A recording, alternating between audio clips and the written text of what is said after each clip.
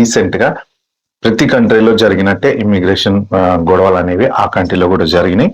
ఇక వేరే వాళ్ళ ప్రెసెన్స్ ఎక్కువైపోతుంది అన్న ఉద్దేశంతో ఇంకా సేమ్ యూకే ఎలా అయితే యుఎస్ ఎలా అవుతుందో, ఆస్ట్రేలియా ఎలా అవుతుందో, జర్మనీ కూడా అలానే సీరియస్ డెసిషన్ తీసుకొని డిపోర్ట్ చేస్తుంది. అయితే రీసెంట్ గా మీరు చూస్తుంటే కనుక జర్మనీ ఇండియా తోటి మంచి ఇమిగ్రేషన్ కి సంబంధించిన అగ్రిమెంట్లు చేసుకుందని చెప్పి మన దేశం వాళ్ళ దేశము ట్రీటీ ఉందని చెప్పేసి జర్మనీ ఎక్కువ ఆఫర్ చేస్తుంది జాబ్స్ అది ఇది అని చెప్పేసి చాలా చూసే ఉంటారు మీరు. అదైతే కరెక్టే. బట్ ఇక్కడ ఇమిగ్రేషన్ లో కూడా రకరకాలు ఉంటాయి. వర్క్ వీసాలు, స్టూడెంట్ వీసాలు, ఇలా చాలా రకాలు ఉంటాయి.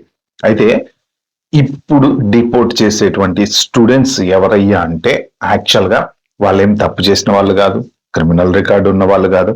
మరి ఎందుకు డిపోర్ట్ చేస్తున్నారు అంటే ఒక పర్టిక్యులర్ వీసా ప్రోగ్రామ్ ఏదైతే ఆ ఐయు యూనివర్సిటీ బెర్లిన్ లో ఉండేటువంటి యూనివర్సిటీలో ఉందో ఆ పర్టిక్యులర్ ప్రోగ్రామ్ వచ్చేసి హైబ్రిడ్ ప్రోగ్రామ్ అంటారు అనమాట. హైబ్రిడ్ అంటే జనరల్ గా మనం ఐటీ జాబ్ వాళ్ళందరూ చేసేదే కదా, 2 రోజులు ఆఫీస్కి వెళ్ళడం, 3 రోజులు work from home type. Particular course ఏదైతే ఉందో వీళ్ళు చూస్ చేసుకున్నటువంటిదే హైబ్రిడ్ కోర్స్. అంటే ఏంటంటే most of the 80% of the course వచ్చేసి ఆన్లైన్ లోనే ఉంటది.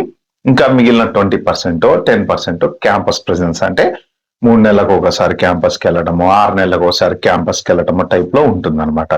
సో ఇప్పుడు వాళ్ళు ఇమిగ్రేషన్ అంతా రివ్యూ చేసి వాళ్ళు చెప్పింది ఏంటంటే మోస్ట్ ఆఫ్ ద టైమ్ ఈ కోర్సు ఆన్లైన్ లోనే ఉంది కాబట్టి ఫిజికల్ గా స్టూడెంట్ ప్రెసెంట్ అవసరం లేదు.